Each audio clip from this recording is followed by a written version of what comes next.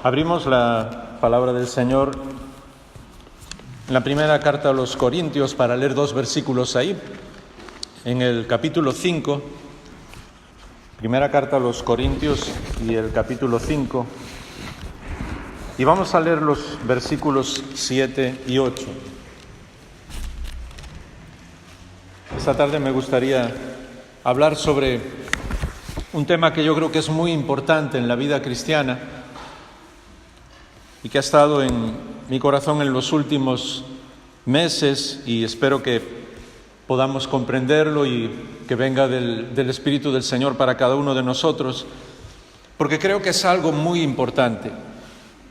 La primera carta del apóstol Pablo a los Corintios y el capítulo 5, Pablo está hablando de una situación muy complicada dentro de la iglesia, y justo como él es alguien que escribe inspirado por el Espíritu de Dios, pero es alguien lleno de pasión, alguien que realmente ama al Señor.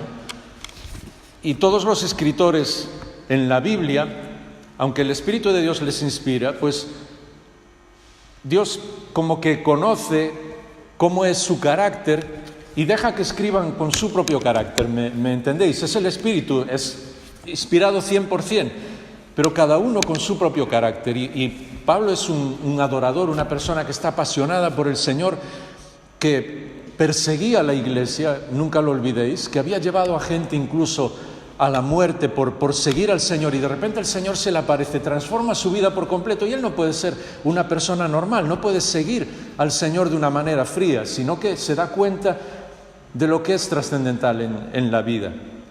Entonces, en medio de explicar una situación difícil en la iglesia, en el capítulo 5, nos dice en 2 versículos algo realmente impresionante, porque dice que el problema que tienen, cómo resolverlo, es, 1 Corintios 5:7, limpiad la levadura vieja para que seáis masa nueva,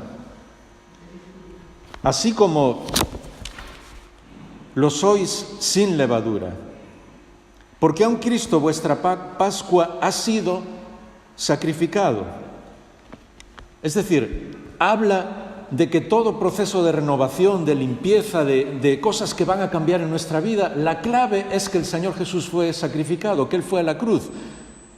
Y ahora da como un giro y dice algo que es apasionante, y nosotros nos preguntamos por qué. Dice el versículo 8, por lo tanto, celebremos la fiesta, no con levadura vieja, ni con levadura de malicia y maldad, sino con panes sin levadura, de sinceridad y de verdad.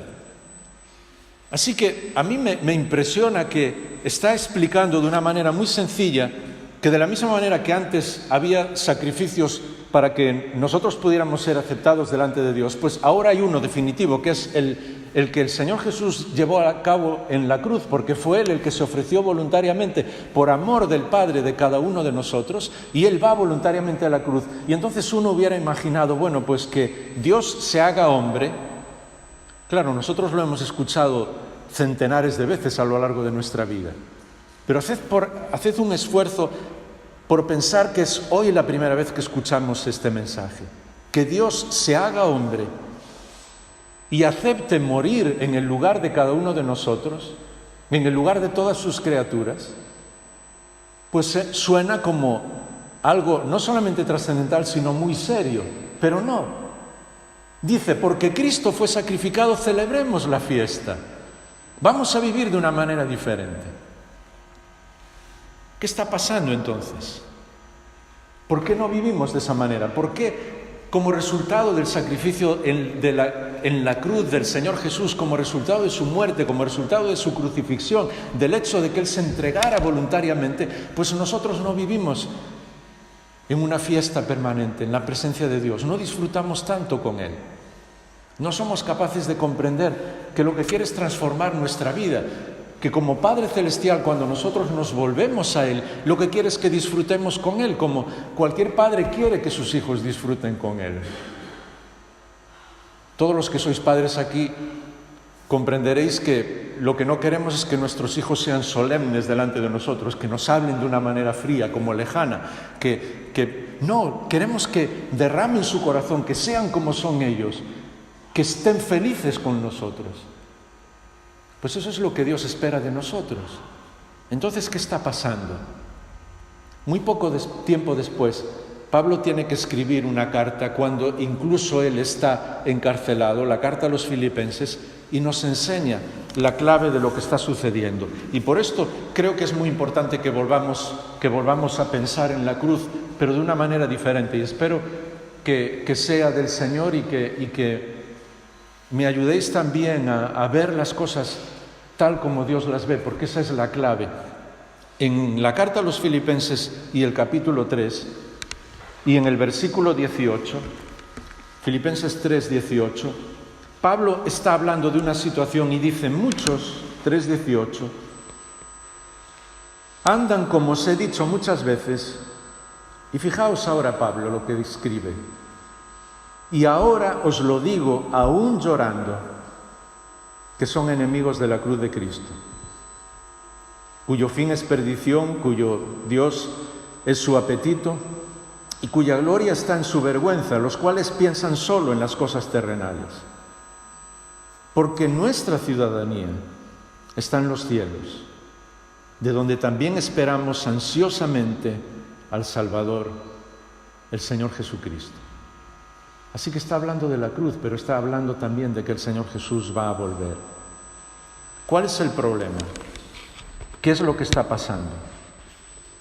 ¿Cuál es la mayor tentación del enemigo? ¿Por qué Pablo, solamente unos años después, y cuando, como decíamos esta mañana, muchas personas que habían visto al Señor Jesús, que le habían escuchado, que habían visto cómo Él iba a la cruz, que sabían que todo eso era real, escuchaban los cantos de sirena de quién sabe quién, diciendo quién sabe cualquier cosa, y se dejaban llevar?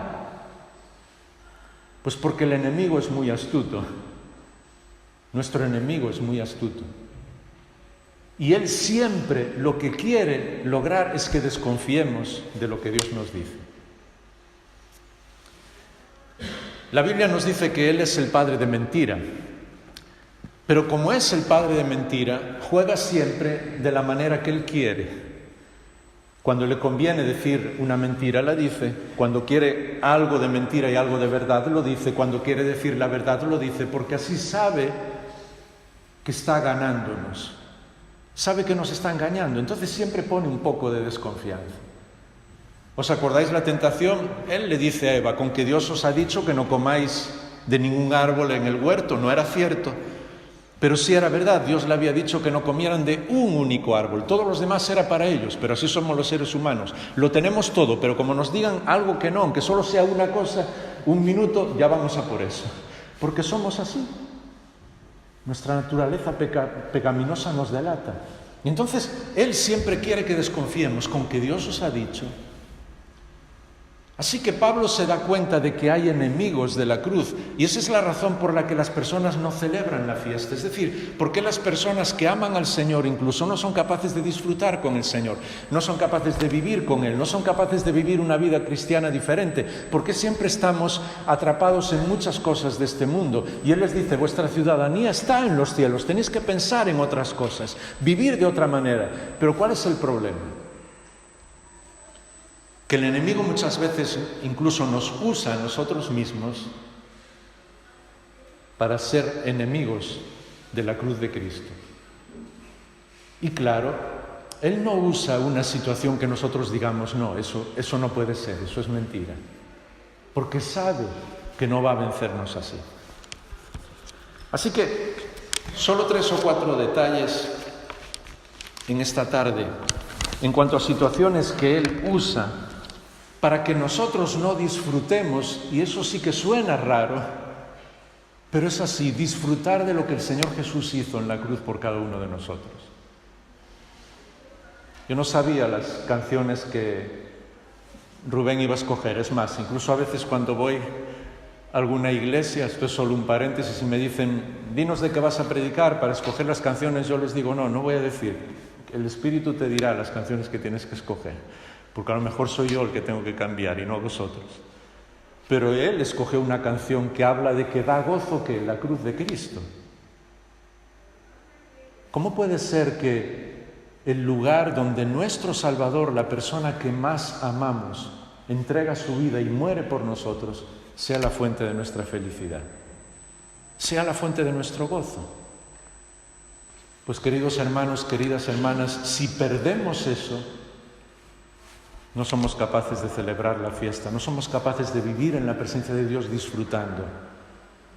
Quizás el enemigo ha hecho que perdiéramos el valor de alguna manera de la cruz para no disfrutar, porque Él es muy astuto. Y por eso Pablo habla de gloriarse en la cruz, de disfrutar con el Señor. Y ese es el proceso, porque solamente disfrutamos cuando admiramos algo. Y muchas personas, incluso en el mundo de hoy, que no son creyentes, admiran algo, lo que sea, hasta un juego de fútbol o el arte o negocios o la política, y cuando admiran algo comienzan a adorar lo que admiran y entonces disfrutan de lo que admiran. Pero claro, ellos disfrutan de algo que es pasajero, que dura solamente unos minutos. Pero si nosotros no somos capaces de admirar lo que el Señor hizo en la cruz, si no somos capaces de adorar al Señor por haber muerto por nosotros, y si no somos capaces de disfrutar de lo que Él hizo, es cuando vivimos de esa manera. ¿Cuál es el problema? Porque la primera iglesia vivía en esa alegría. Y es curioso porque entregaban sus vidas, incluso en los circos romanos.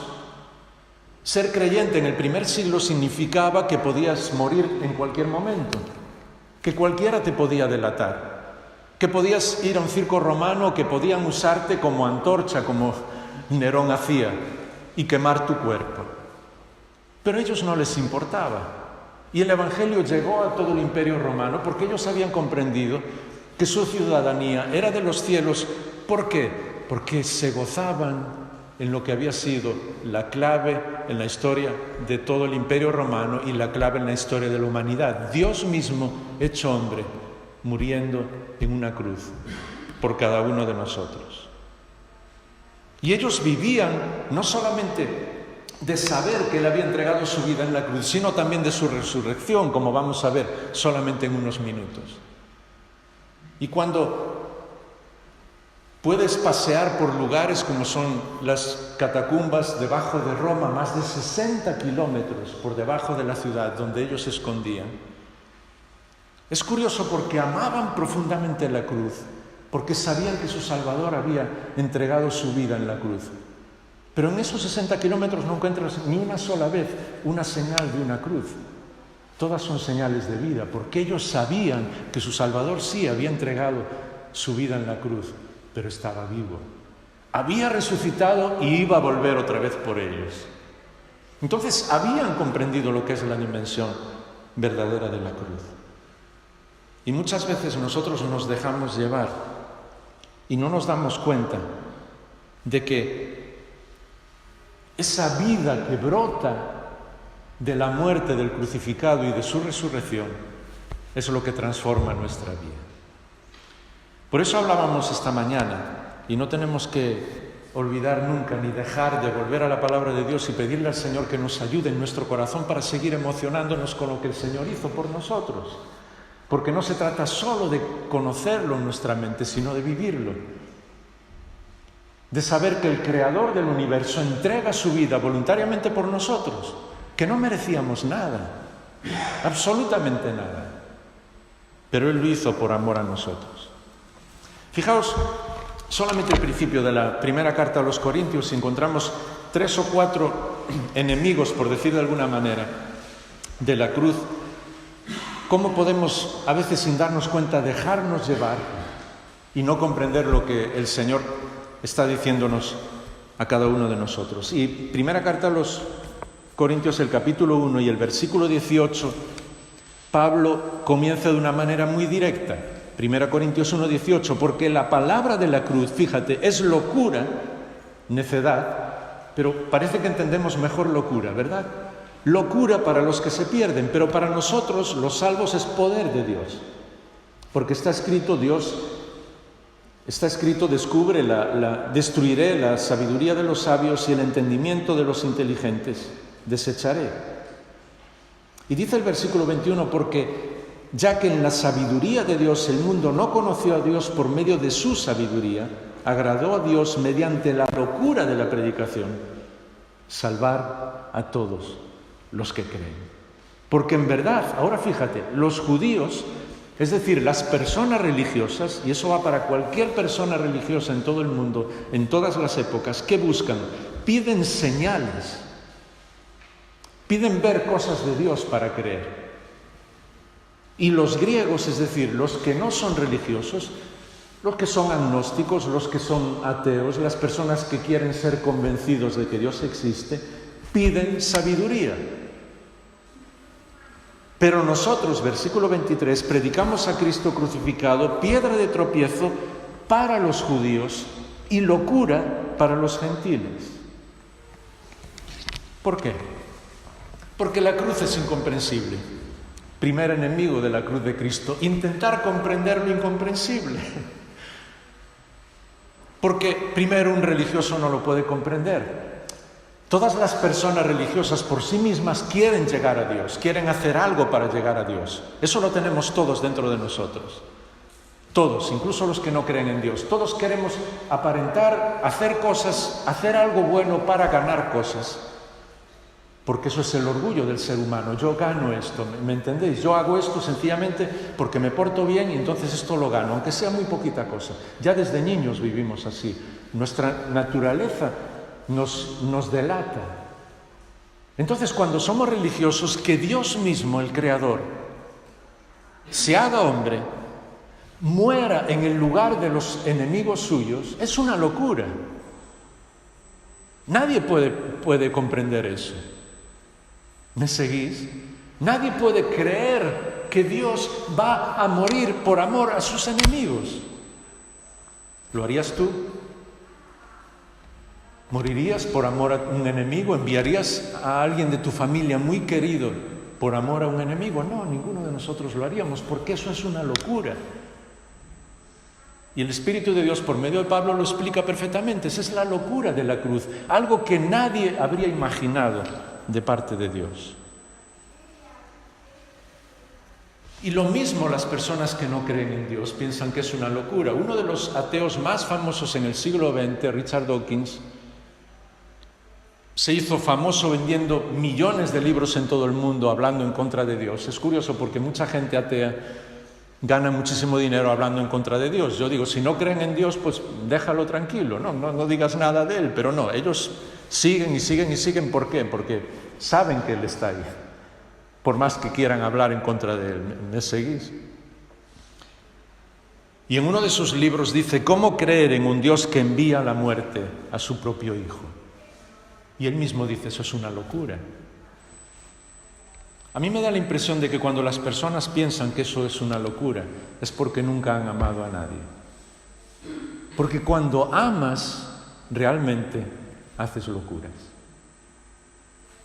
¿Y sabes por qué el Señor envió a su propio Hijo por nosotros? Porque nos ama mucho más de lo que nosotros jamás podamos imaginar.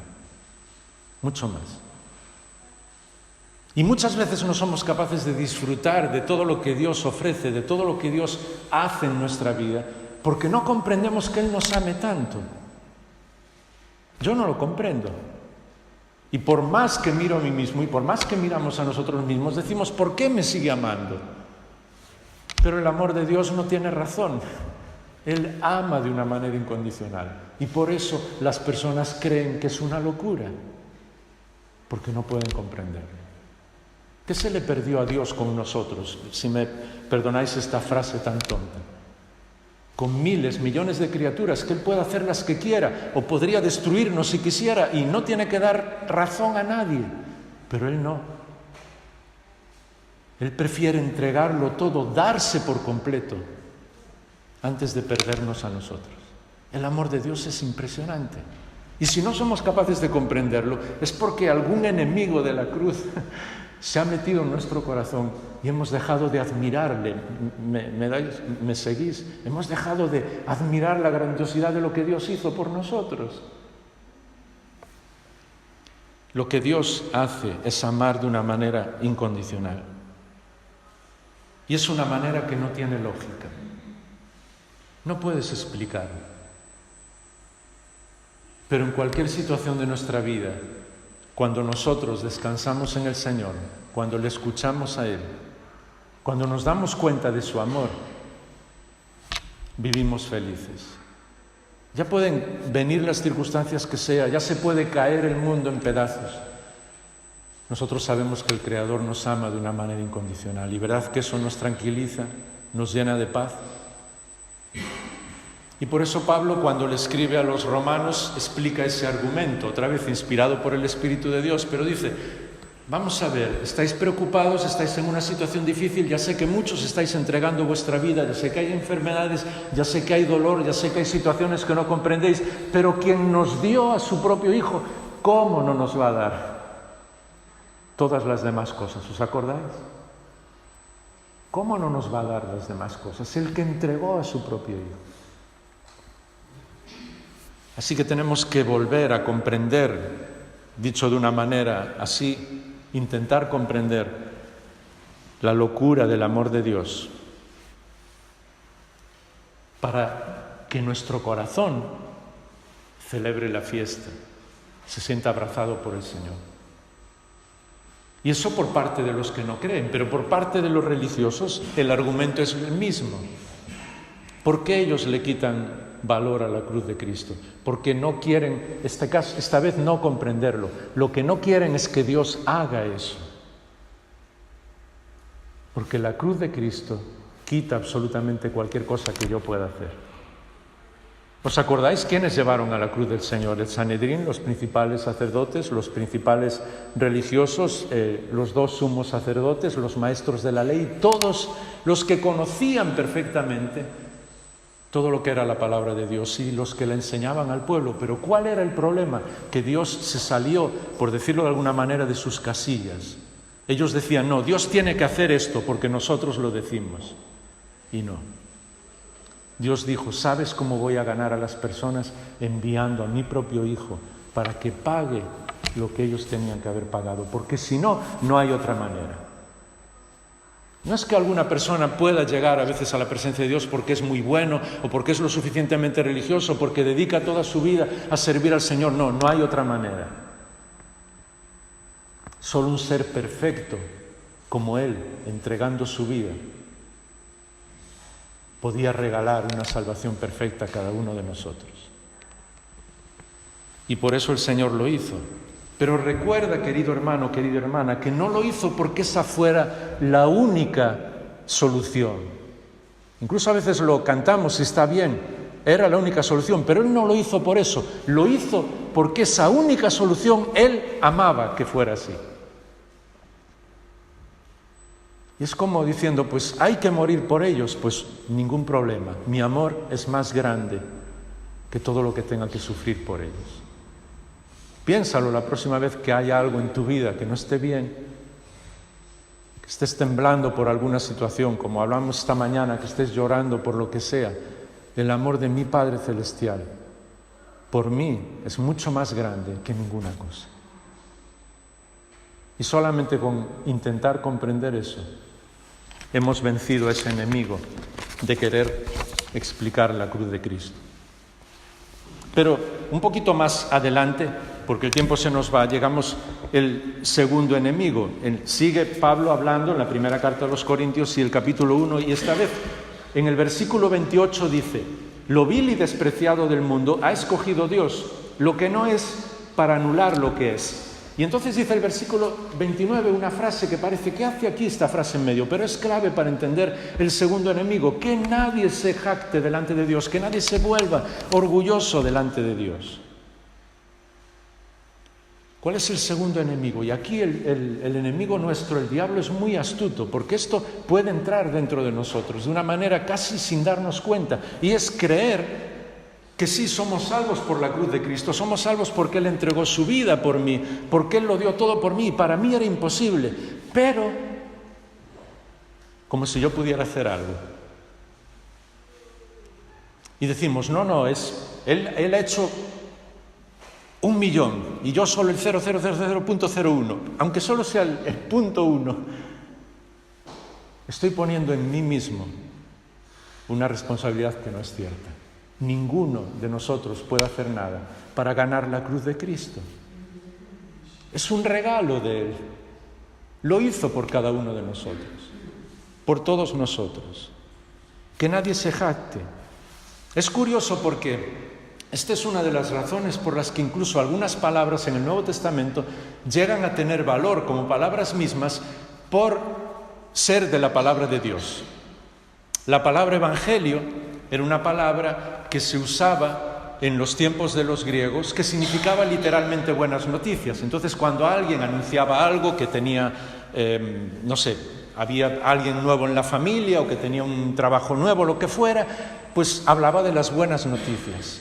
¿Qué ocurre? Que cuando se habla de lo que el Señor Jesús hizo en la cruz por cada uno de nosotros, esa palabra, buenas noticias, literalmente evangelio, ya no se necesitó traducir. Las mejores noticias que hay en el mundo, ¿sabes cuáles son? El evangelio. No hay ninguna mejor noticia que esa. ¿Por qué? Por la cruz de Cristo. ¿Y por qué son buenas noticias? Porque si yo necesito hacer algo, ya no serían buenas noticias. Si algo depende de mí, pues ¿dónde estarían las buenas noticias? Si tuviera una deuda que no hay comparación, porque estamos hablando de una deuda delante de Dios, pero si tuviera una deuda, y solo lo digo para que comprendamos lo que es la inmensidad de lo que el Señor hizo por nosotros, de, ¿qué? 900.000 millones de euros, que fuera imposible pagarla, ni aunque viviera 100 vidas. Y alguien, uno de vosotros que estáis escondido, que nadie sabe y tiene ese dinero, imaginaos que lo tenéis y me decís, no, Jaime, yo voy a pagarla por ti. Le debo la vida.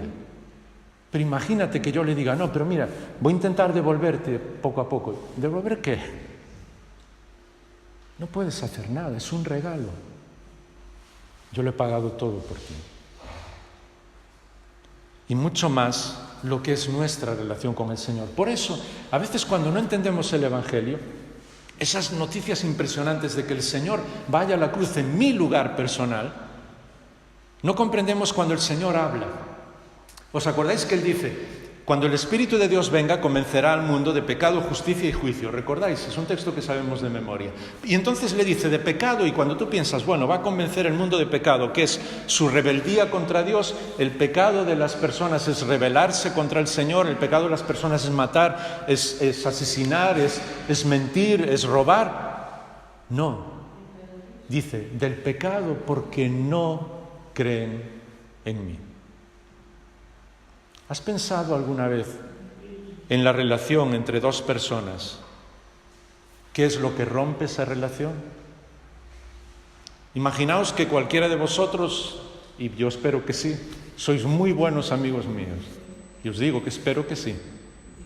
Pero entonces me contáis algo, o me decís algo que ha pasado en vuestra vida, o que está sucediendo, y yo os digo, no te creo. ¿Qué tal quedaría nuestra relación después? No quedaría nada bien. ¿Sabes por qué? Primera de Juan, capítulo 5, cuando Juan está escribiendo, dice, el que no cree en Dios le hace mentiroso. Si yo le digo a Dios que no le creo, estoy diciendo que miente. Si yo no creo algo que una persona dice, estoy diciendo que miente. Y ese es el problema. Tan simple como eso. El mayor pecado nuestro es no creer en lo que el Señor Jesús hizo por cada uno de nosotros. Y eso es lo que separa a la humanidad de Dios. Él lo hizo todo. Regaló a su propio Hijo por nosotros. Y las personas dicen, no lo creo. Y no solo pasa el día de hoy. ¿Os acordáis la historia del joven rico? Muchas veces las personas se complican con alguna de las historias del Nuevo Testamento porque no son capaces de comprender lo que está en la mente de esa persona. Por eso siempre digo, y a mí me encanta leer la palabra de Dios introduciéndome en la vida de la persona que estoy leyendo para comprender por qué lo dice. Entonces, es un joven que tiene mucho dinero, además es muy apreciado en la sociedad, es alguien que ha guardado la ley, todo el mundo conoce que su vida es prácticamente perfecta, diríamos un ejemplo para todas las personas. Pero él llega delante del Señor Jesús y le pregunta, y eso muy pocas veces nos hemos dado cuenta de cuál es la pregunta, pero él dice, Maestro bueno, ¿qué tengo que hacer para ganar la vida eterna? ¿Qué quiere? La vida eterna. ¿Y cuál es su planteamiento? Yo voy a ganar la vida eterna. Así que, ¿qué tengo que hacer? Entonces el Señor le dice, muy bien, ¿quieres ganar la vida eterna? Sí. Vende todo lo que tienes, sígueme. Deja de vivir por ti mismo, si quieres realmente ganarla por ti mismo. Es como decirle, eso es un imposible. Pero ya que te has puesto, pues sí. Cumples todos los mandamientos, porque Él dijo, yo cumplo todos los mandamientos. Eres una persona perfecta, muy bien. ¿Sabes cuál era el problema del joven rico? Él quería la vida eterna, pero no quería al Señor. ¿Qué es más importante en nuestra vida, el Señor o la vida eterna? Y no es una pregunta sencilla, porque esa es la clave de todo. La cruz de Cristo, el amor del Señor por mí, el entregarse por mí, ¿es realmente lo que mueve mi vida? ¿O al final yo amo más las cosas que Él me regala que a Él mismo?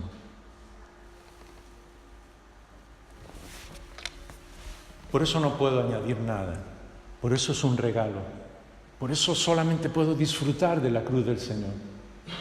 Porque en el momento en que creo que algo depende de mí, ya no soy capaz de disfrutar. Y por eso Pablo dice que nadie se vuelva orgulloso.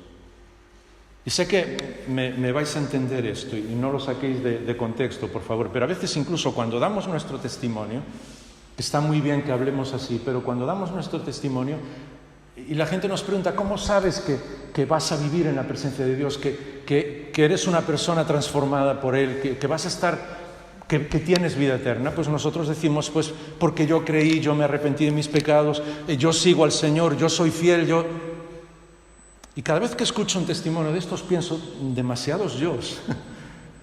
Que está bien, me entendéis lo que estoy diciendo, pero estamos pensando demasiado en nosotros mismos. Personalmente prefiero decir cuando alguien me dice, ¿cómo sabes que un día vas a tener vida eterna? Decirle sencillamente porque el Señor lo hizo todo por mí. Y si dependiera de mí, aunque solo fuera el 1 de 1.000.000, seguro que fallaría. Pero como dependo de Él 100%, como su cruz cubre absolutamente toda mi vida, lo que Él hizo es para siempre, porque Él fue maldito en mi lugar, porque Él lo llevó todo en mi lugar. Cuando llegue a la presencia del Señor, os aseguro que no voy a decir nada de mí.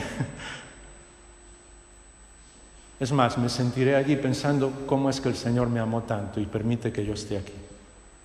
Porque todavía allí creo que no lo voy a entender. ¿O creemos a veces que somos tan buenos? Porque a veces con el paso del tiempo, incluso sirviendo al Señor, trabajando para Él, hay en nosotros, no es mucho, pero ese pequeñito orgullo de decir, sí, pero yo sigo al Señor. Aunque tuviera 1000 vidas, si las dedicara las 1000 a Él, ¿creéis que merecería una sola gota de sangre, un solo momento de dolor de Dios, de mi Creador, por 1000 vidas que viviera por Él? Estamos hablando del Creador del universo. O a veces nos creemos tan importantes nosotros. ¿Os dais cuenta cómo no somos capaces de disfrutar del Señor porque siempre hay en nosotros algo que pensamos de nosotros mismos? Cuando nos libramos de todo, cuando decimos, Señor, eres tú, yo descanso en ti. Si incluso la vida cristiana dependiera 100% de mí, estaría perdido. Menos mal que tu Espíritu es el que trabaja en mí, me ayuda, me tiene que disciplinar muchas veces, me tiene que decir muchas cosas y que Él no me abandona nunca, porque si fuera por mí yo sería un desastre. Yo me siento así, no sé cómo sentís vosotros. Pero cuando te sientes así, primero dejas de juzgar a las demás personas, porque los demás tienen el mismo derecho de recibir ese gozo del Señor que tú. Y segundo, te sientes tranquilo, porque sabes que todo depende de Él, no depende de ti en absoluto. Y por lo tanto, por la cruz del Señor, empieza la fiesta. Solo dos detalles más, espero no estar cansándoos un poquito más adelante, en el capítulo 2 de la carta a los Corintios, y desde el versículo 10, Dice que Dios nos reveló estas cosas por medio del Espíritu, porque el Espíritu todo lo escudriña, aún las profundidades de Dios. Porque entre los hombres, ¿quién conoce los pensamientos del hombre, sino el Espíritu del hombre? Asimismo, nadie conoce los pensamientos de Dios, sino el Espíritu de Dios.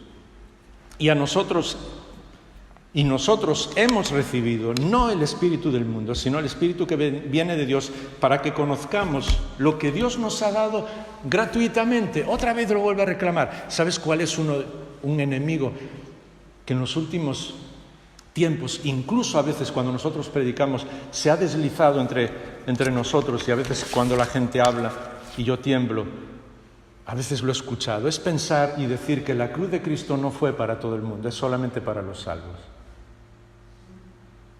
Otra vez, un enemigo, quitarle poder a la cruz de Cristo. Porque la Biblia nos dice, y ese es el argumento de Romanos 5, que de la misma manera que el pecado llegó a toda la humanidad, la cruz de Cristo puede librar a toda la humanidad. El problema, volvemos al principio, es que hay gente que no lo cree. Y es curioso porque incluso cuando hablas, nos ha pasado al hablar con algunos amigos, al hablarles del Señor, acaban diciendo, es que tú tienes una fe que yo no tengo. Porque ellos ven que nosotros creemos lo que Dios dice. Esa es la diferencia. ¿Crees lo que Dios dice? ¿Crees lo que Él está diciendo en su palabra, lo que Él hizo por ti? Porque si no, podemos llegar a pensar que solamente la cruz tiene poder para ciertas personas. Si no es así. Primera carta del apóstol Juan, capítulo 2 y versículo 2, lo dice de una manera muy clara, que el Señor salvó a todos. Su cruz tiene valor para todos. Quizás lo podemos leer porque siempre es mucho mejor leer exactamente lo que dice la palabra de Dios que lo que hablamos nosotros. Primera carta del apóstol Juan, capítulo 2 y versículo 2. Fíjate qué manera más simple y más directa de decirlo. Él mismo, 2:2, el Señor Jesús, es la propiciación por nuestros pecados. Y no solo por los nuestros, sino también por los del mundo entero. La cruz de Cristo tiene valor, tiene poder para salvar, si fuera posible, si todos los seres humanos tuvieran esa sensación y ese poder del Espíritu de ser sumisos a Él y de creerlo. Él podría salvar al mundo entero si quisiera. Pero la cruz es poder para todos. Y por último, porque el tiempo se ha ido muy rápido, ¿os acordáis del texto del principio? Nuestra ciudadanía está en los cielos. Era la carta a los Filipenses, capítulo 3, versículo 20. Nuestra ciudadanía está en los cielos, de donde también ansiosamente esperamos al Salvador, el Señor Jesucristo. Porque Él va a volver otra vez. Así que, sobre todo en los últimos 60, 70 años, el enemigo ha intentado destruir parte del poder de la cruz de Cristo de alguna de las maneras que nosotros hemos hablado. Pero se da cuenta que la clave en la cruz de Cristo no es solamente la cruz, sino la resurrección del Señor Jesús. Por eso dice Filipenses 3:20, nuestra ciudadanía está en los cielos. Y por eso dice que Él va a volver otra vez, porque está vivo, porque ha resucitado. La cruz era parte del proceso, entregar su vida por amor a cada uno de nosotros. Pero la única manera de vencer el poder del pecado y de la muerte era resucitar.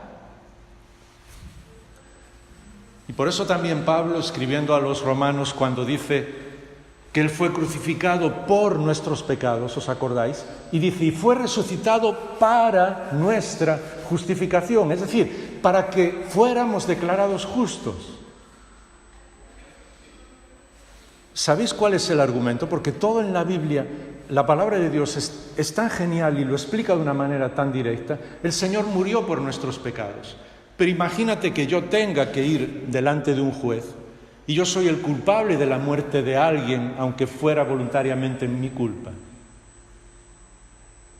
Yo no puedo ser declarado justo, pero si esa persona resucita, el juez no tiene nada que decirme, porque esa persona está viva.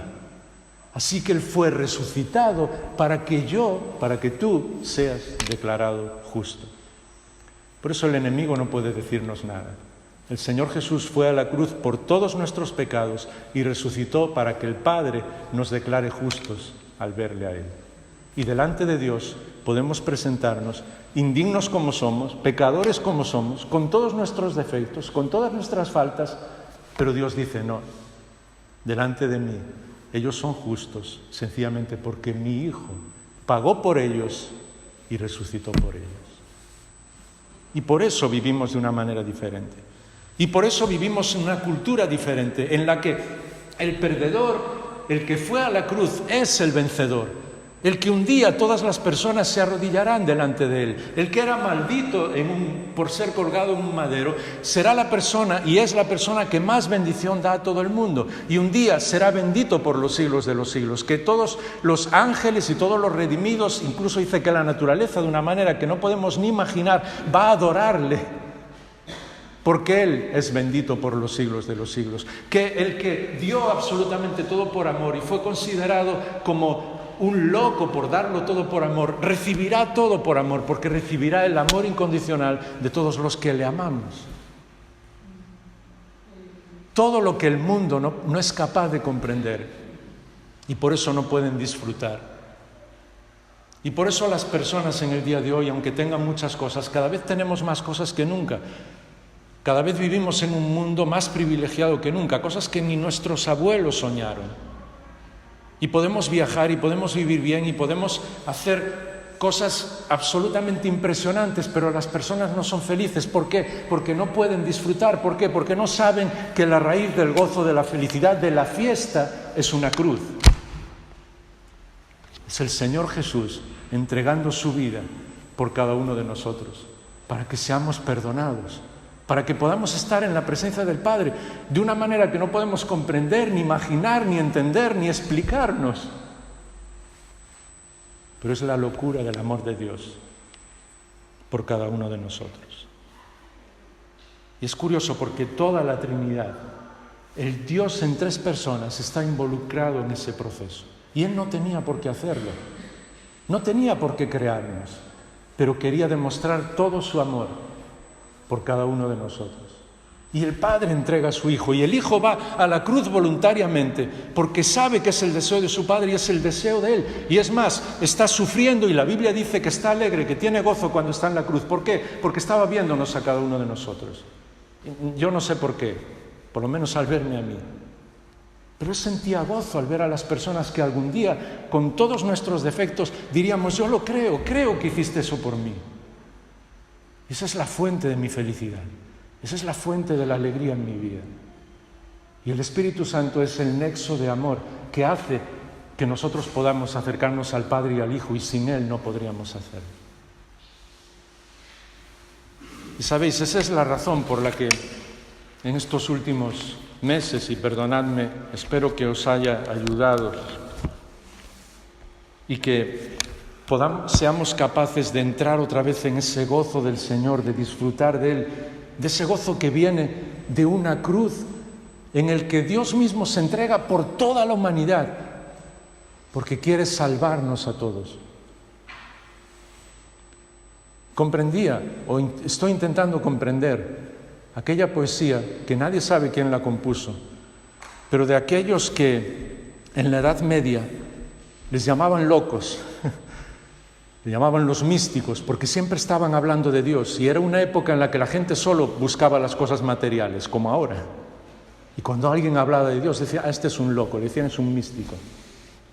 Y supongo que recordáis aquella poesía, que llega a lo profundo de la cruz, cuando dice, no me mueve mi Dios para quererte, el cielo que me tienes prometido. Ni me mueve el infierno tan temido para dejar de ofenderte. Tú me mueves, Señor. Me mueve el verte clavado en una cruz y escarnecido. Me mueve el ver tus afrentas y tu muerte, tu dolor. No necesito que me des nada por lo que te quiera, porque si lo mismo que espero no esperara, lo mismo que espero, lo mismo que te quiero, yo quisiera. Porque tú me mueves. Me mueve verte en una cruz, clavado y escarnecido por mí.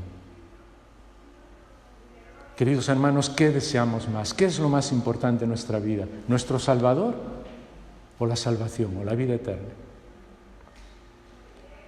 Yo os digo, esto es un imposible y no lo penséis, pero os digo que aunque no hubiera vida eterna, solamente haber conocido al Señor Jesús, disfrutar de su amor, haberlo visto en una cruz muerto y resucitando por nosotros, cómo Él transformó y renovó nuestro corazón, eso ya es la fuente de la felicidad.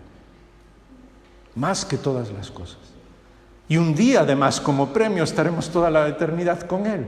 Pero eso es un premio, es un añadido.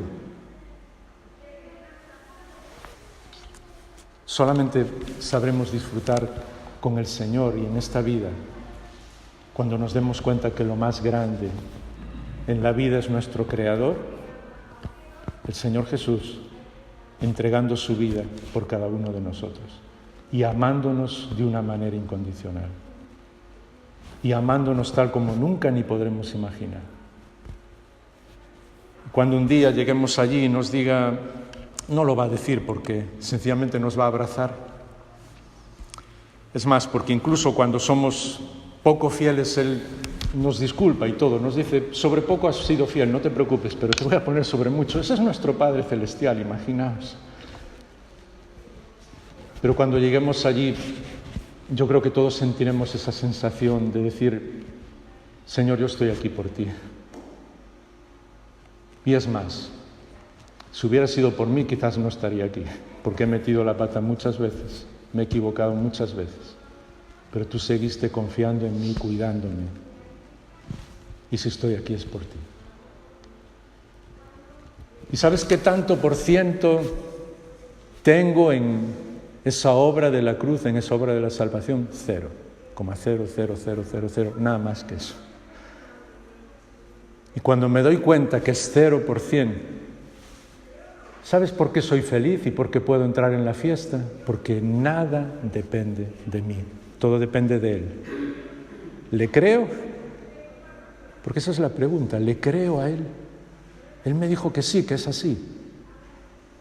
Entramos en la fiesta, cuando vemos la cruz de Cristo, le creemos y decimos, eso fue por mí, le recibo en mi vida y esta vida es tuya. Y para mí tiene más valor el Señor que ninguna otra cosa. Oramos. Padre, gracias por la vida de Pablo y otras personas que tú has usado para escribir tu palabra por medio de tu Espíritu y para enseñarnos cosas que nosotros no solamente las tendríamos por locura, sino que yo creo que ni las creeríamos. No aceptaríamos que nadie lo dijera, diríamos que es algo, son demasiado buenas noticias como para creerlo, no puede ser así. Pero es tu palabra, es lo que tú prometes. Y tú has empeñado tu vida en esa palabra, de tal manera que dices que puede pasar todo, incluso los cielos y la tierra, pero tu palabra no va a cambiar, así que la creemos y queremos entrar en la fiesta.